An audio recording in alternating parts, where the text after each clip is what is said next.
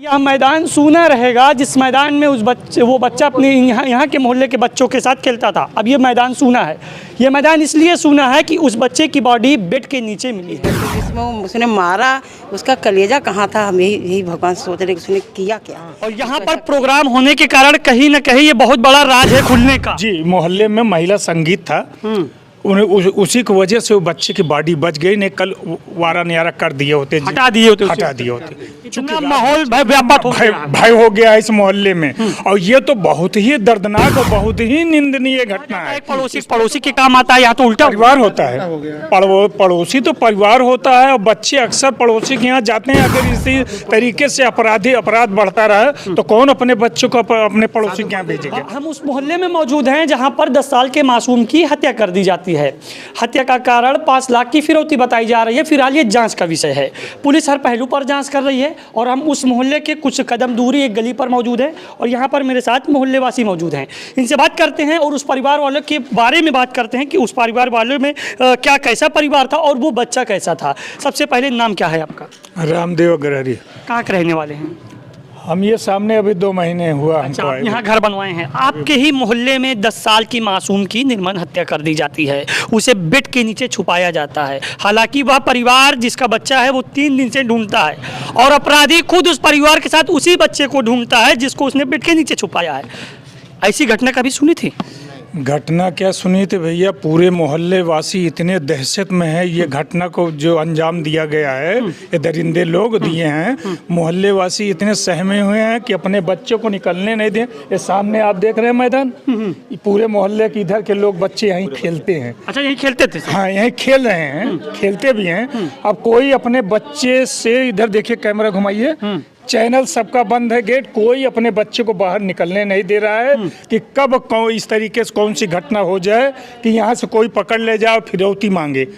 इस घटने के बाद सब अपना अपना दरवाजा बंद किए हैं, बच्चे को निकलने नहीं दे रहे हैं। यहाँ पे इतना माहौल भय हो गया इस मोहल्ले में। और ये तो बहुत ही दर्दनाक और बहुत ही निंदनीय घटना है।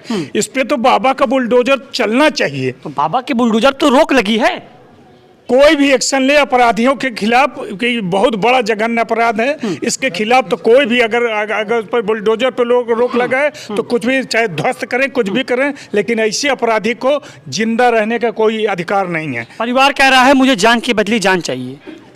तो बता तो रहे हैं ना कि बहुत ही जघन्य अपराध है। अब परिवार तो इस समय होश में है नहीं अपने।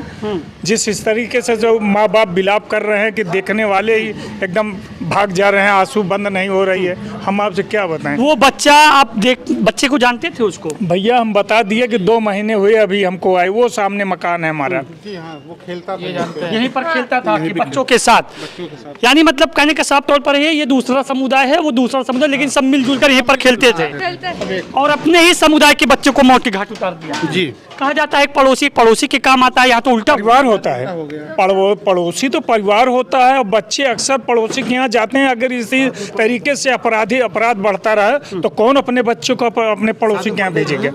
साथ में पढ़ते थे। जिस तरह से इस घटना को अंजाम दिया गया है और बेड के नीचे बॉडी छुपाई गई है, शायद बदबू भी नहीं आई, लेकिन परिवार वालों का ऐसा कहना है कि अगर पुलिस सतर्कता से काम न करती तो शायद बच्चे का भी पता नहीं चलता।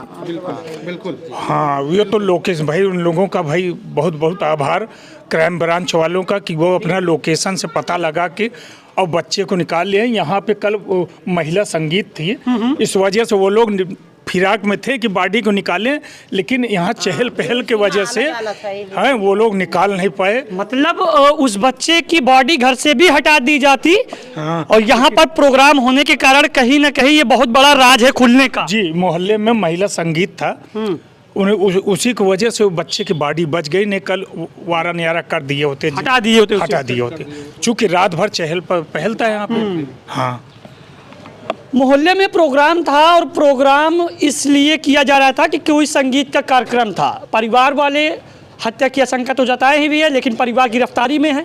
अगर यहाँ पर कार्यक्रम ना हुआ होता तो ऐसा मोहल्ले वालों का कहना है कि चहल पहल ना होता और उस बच्चे की बॉडी जो घर में बरामद हुई है शायद हत्यारोपी पकड़ से भी दूर हो जाते। जी, है ना? जी जी। आप एक माँ हैं, मैं आपसे जानना चाहूँगा क्या नाम है आपका? जयंती देवी। इस तरह से 10 साल की मासूम की हत्या की गई, आपके मोहल्ला यही है? बगल घर है।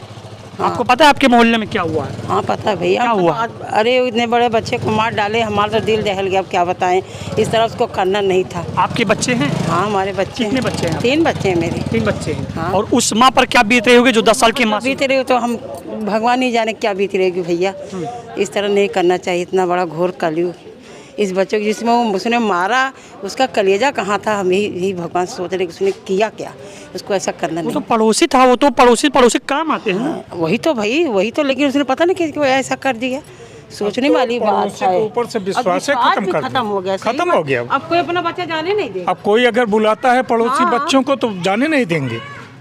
इस तरीके से घटना हो गई है जो सुल्तानपुर में इतनी भयभीत घटना, इतने हृदय विदारक घटना होने के बाद परिवार एकदम सदमे में है। और अगर मैं मोहल्ले की बात करता हूं तो मोहल्ले के आप सभी दरवाजे बंद पाएंगे। और यहाँ पर बच्चे, वो भी बच्चा यहीं पर खेलता था इसी मैदान में, सभी बच्चों के साथ मिलकर खेलता था। आता था। हाँ रोज खेलता था। हाँ रोज खेल के अपना चला जाता था। अब आज के बाद तो वो बच्चा नहीं आएगा। नहीं भैया, नहीं बच्चा नहीं आएगा, क्या बताएं।